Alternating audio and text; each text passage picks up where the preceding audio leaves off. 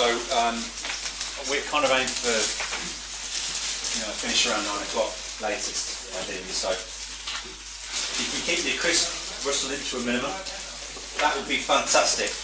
Okay, so let's have a look here.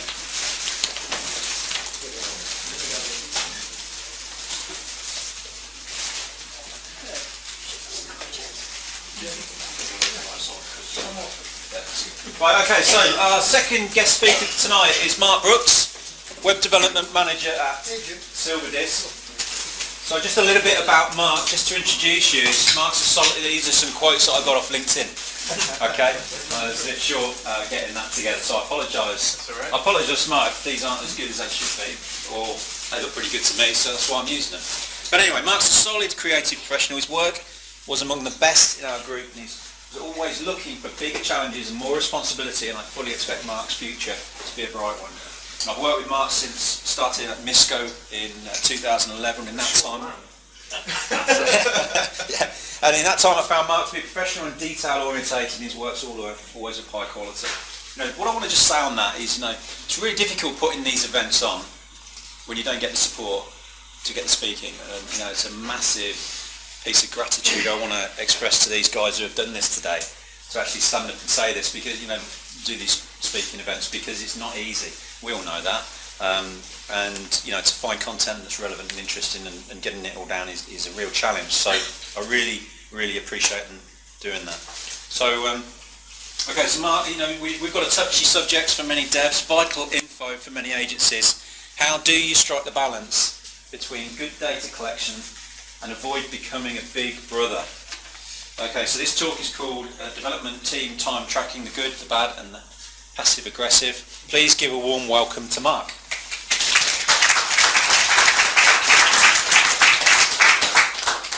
Hello, my name's Marc.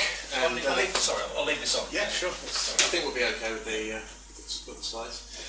My name's Marc, and I'd just like to say that any obscene nervousness on my part here is completely unintentional. The truth be told, I haven't actually stood in front of a group of people and done a talk since some time many years ago when I was at university. So if I do collapse in a gibbering heap on the floor, if someone could scoop me up and put me by the beer, that would be fantastic. Thank you very much. Okay, so development team time tracking. The good, bad, the passive aggressive, to be honest, just the downright nasty. How many of us here are developers? Right, do we all track our time? Are we all asked to track our time? Should we track our time? Yes. Correct answer. Many of us have tracked our time, and it's not always a pleasant experience. Okay, so to start with a little bit about me. About 10 years in the web design and development industry. I started off as a creative. I was doing email mock-ups for email marketing campaigns, writing HTML, doing designs, working with Photoshop. As I started to learn a little bit more about development, a little bit more about coding, I fell down the rabbit hole and ended up learning PHP. And for the last 4 years, I've been a Drupal developer. For the last 2 at Silverdisc. For the last 2 of those years, I've been running their Drupal development team. I love Drupal. I know a lot of you in here probably use Magento. Drupal's better. I love design. I'm not the greatest designer in the world. I've never claimed to be, but I care about it deeply. I think it's a vital part of user experience. It's just part of who I am. I also love to run, but mainly because I really like wine. And I'm convinced that if I didn't do the first one, in about 5 years' time, you'd see me on Jeremy Kyle being craned in my bedroom for emergency surgery. Really like cheese. Silverdisc, the company that I'm working for currently, founded in 1993, based over in Kettering. There's 25 of us over there. We've also got an office in Santiago, by the way. That's Chile Santiago, not the other one, which I'm not sure where that was, but there's 2. There's six developers, all Drupal developers. There's 10 marketing specialists, marketeers, and we all share a common pride in our ethics. It's very important to us. Our MD is passionate about ethical marketing, and that bleeds into development and it bleeds into the whole company. So what is time tracking? Well, over at Silverdisc we use a piece of software called Toggle. Everybody uses this. developers, marketeers, salespeople, everybody tracks time in Toggle. The reason we use it is because it's friendly and it's easy. You can see up here, hang on. Oh, you can see, that's good, isn't it? You can see up here we've got a nice red stop button. When you click stop, it changes into a nice green start button. You click it, it tracks time. You stop it, it adds time to the day. It stores all your time tracking, and it keeps everything nice and tidy. Time tracking is essentially the gathering of data for the use by the business to enable it to make good business decisions. That is wholly and completely reliant on the level of reporting you generate from the time tracking. It's no good just tracking your time. You've got to do something with the data. Toggle gives you some reporting. It lets you export them into Excel. Here we can see half a week's work from a developer, 2 days and just over half a day's work from a developer on some various projects tracked through. You can filter this by team member, by client, by project, by day, by week. Everyone loves a donut chart, 5 charts, a donut chart, everyone loves one of those. What I tend to find that I do most is export this data into Excel. I cross-reference this against our hourly rate for the specific developer, and I can see in a real-time basis, I can see whether the project is in budget, out of budget, spiralling out of control. I can assign resource to the task, I can help people out when they're struggling, I can see what's going on at the click of a button. It's just extremely powerful. It's extremely powerful. Okay, so it doesn't really matter what you use. Like I say, we use Toggle. It doesn't really matter. I like it, as I said, because it's simple, it's easy to set up, there's minimal training required. It would be quite ironic if you had to spend a couple of hours in a meeting training people how to use a time tracking system where you don't track the time. It supports large teams, it's being paid, there is for it, but it's cheap, it's a couple of quid a month, it's worth it. And it offers quality reporting. But that said, I've seen teams use pieces of paper and diaries and tally marks, incrementing things by 15-minute increments and then crossing them off and calculating at the end of the week in Excel how much time they spent on a particular project. It doesn't matter. As long as you use that data, it's valid. We just happen to like this. Okay, so time tracking done wrong. This is what it feels like. It's not pleasant, it's horrible. You've got someone looking over your shoulder, feels a bit like Big Brother. What you're going to get when you, excuse me, like I said, a little bit, there we go. So, it's not good. Time tracking done wrong feels a bit like Big Brother. You're going to get watched. You're going to feel like you're being scrutinised at everything you're doing. What shouldn't you do as a manager tracking time? Well, for a start, you shouldn't be tracking people's toilet breaks. It's not pertinent. It doesn't matter when someone goes to the toilet. You shouldn't be tracking their coffee breaks. You shouldn't be tracking the conversations they have around the water still. It doesn't matter. How are you going to bill a client for that? It doesn't matter. You should have management strategies that say, hang on, this employee's, excuse my French, this employee's taking the piss. We need to sit them down and have a chat. That should not be coming from the time tracking. By going into any kind of disciplinary situation with an employee and using time tracking in any way to reinforce the disciplinary, you immediately undermine the whole time tracking system, not just for that employee, but for every other person in the team. My God, I better make sure my time tracking adds up to 8 hours a day, otherwise they're going to drag me into a meeting. That's what it says to people. Don't do it. Use the data. You're going to get consequences if you don't do that. If you treat people like kids and you treat your developers like kids, and we all know developers, they're some of the smartest people in industry at the moment. Designers, developers, marketeers, they're smart people. Don't treat them like children or you're going to get this. That's quite frankly what they're going to say. And the fact of the matter is you're probably never going to know that's what they're saying to you. You're going to see one of two things depending on the individual. You're going to see, I can't be bothered until I nag to death and nag to death and nag to death to do my time tracking, so I'll leave it till the last possible minute. And then I'll try and guess what I did this week. There's some value to that data, but it's limited. You're going to also get, quite frankly, the plain timesheet. If you see every day adding up to exactly 8 hours, without fail, that day is worthless. Your devs are making it up at worst. At best, they're just massively padding it. It means nothing. You need to get your developers, your marketing people, your salespeople to care. they've got to see the value in this data, not the downside. Seems like a bit of a pain, doesn't it? You're going to rub people up the wrong way. Everyone's going to get pissed off because you're watching them. Please excuse my language. And what's the point? I mean, why are we going to do this? We're going to end up with loads of devs. They're not going to want to come to work, and they're not going to work well. They're not going to do their best work. Well, the fact of the matter is that good data tells us a lot of useful things.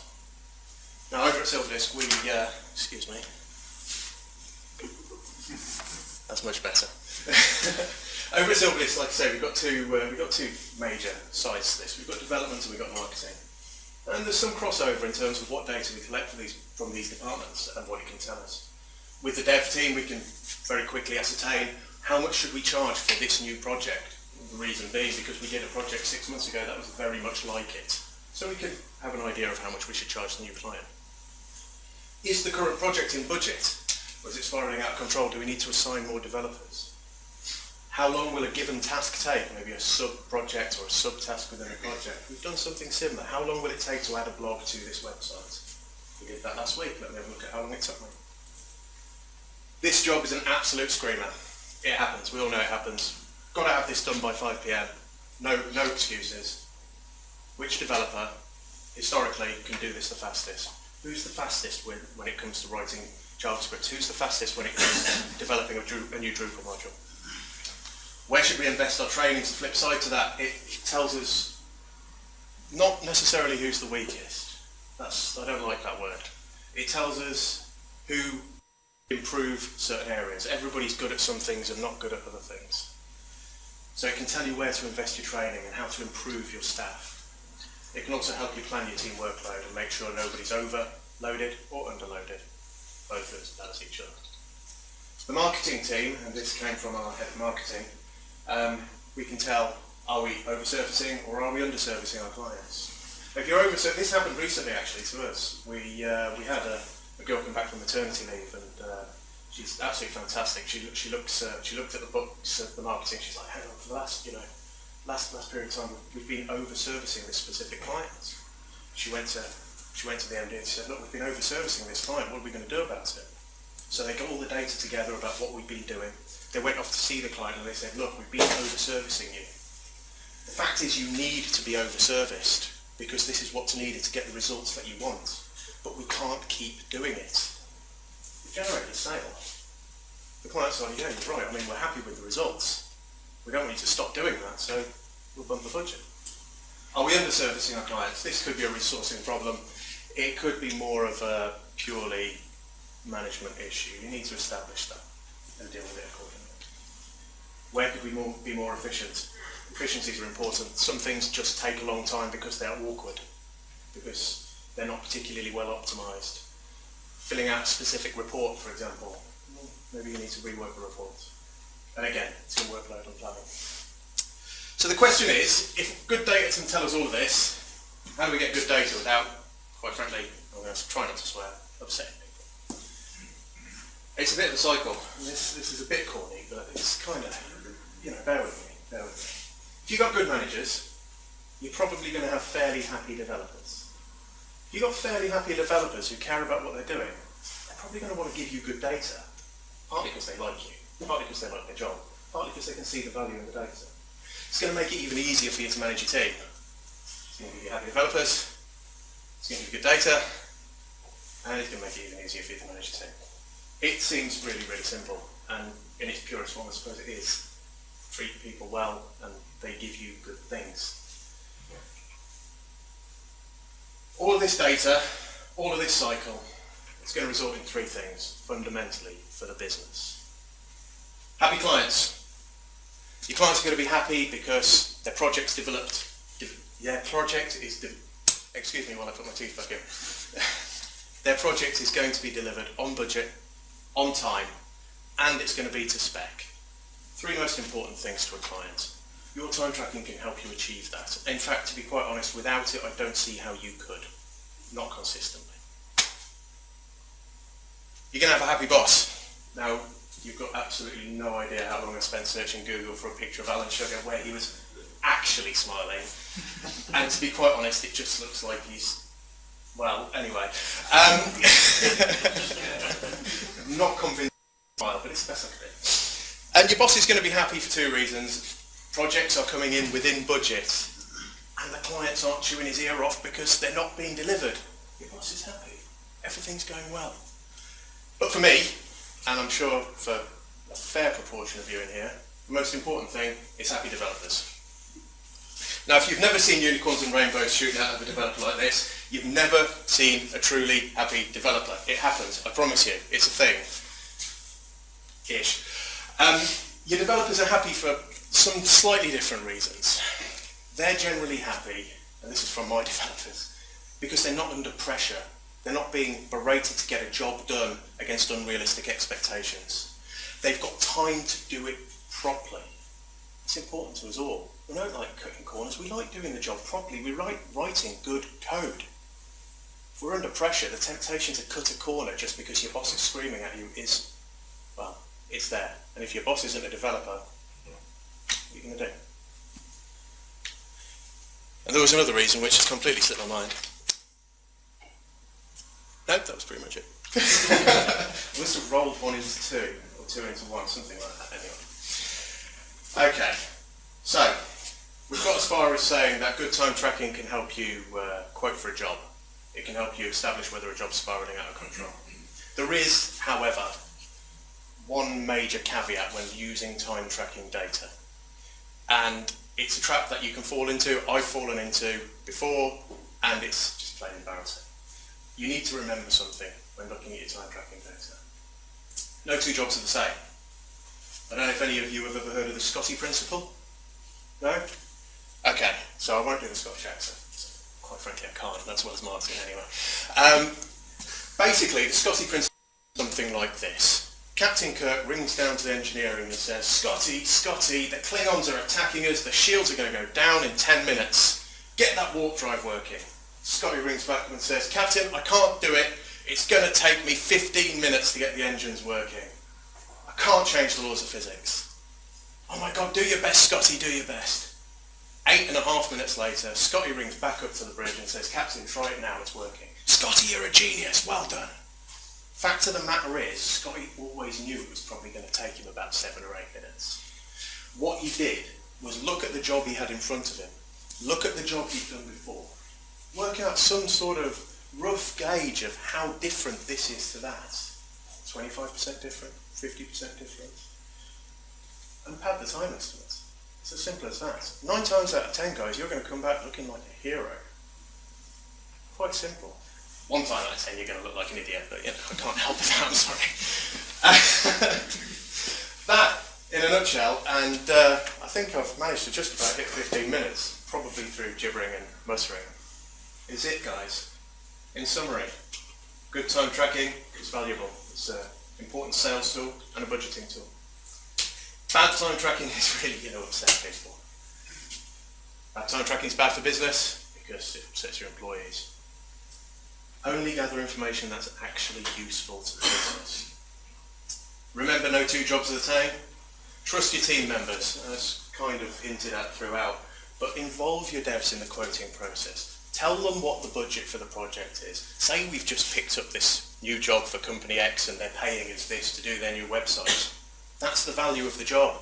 Your developer knows what they're working on. They can attribute more value to what they're working on. It gives them a sense of scale. It makes them feel involved, makes them feel respected, and more likely to give you good quality data. Time tracking is only as good as the reports you generate off the back of it. I'd like to add one more to that. I tend to make all of my reports to my developers available to them. I don't do any reports that are for my or superiors' eyes only. They see everything. Okay, short and sweet, I'm afraid. But thank you very much. If there's any questions, I'll try and answer them. Great. Thanks.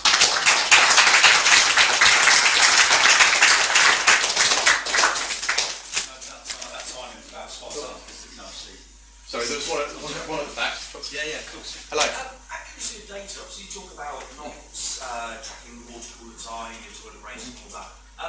How accurate would you, as a time tracking project manager, how would you what am I trying to say? Jesus, one beer and a half. The information gets out is only as good as the data that's going in. What sort of midways are you working with on that, the sort of the margin side by side to say this amount of time for a project based on what we've done, give and take, maybe 10% for the email interruptions, phone call, what's the word rates, copy rates, that sort of thing? That is, it's a difficult question, but essentially what it comes down to is two things. The size of the team, how long you've been time tracking with that team.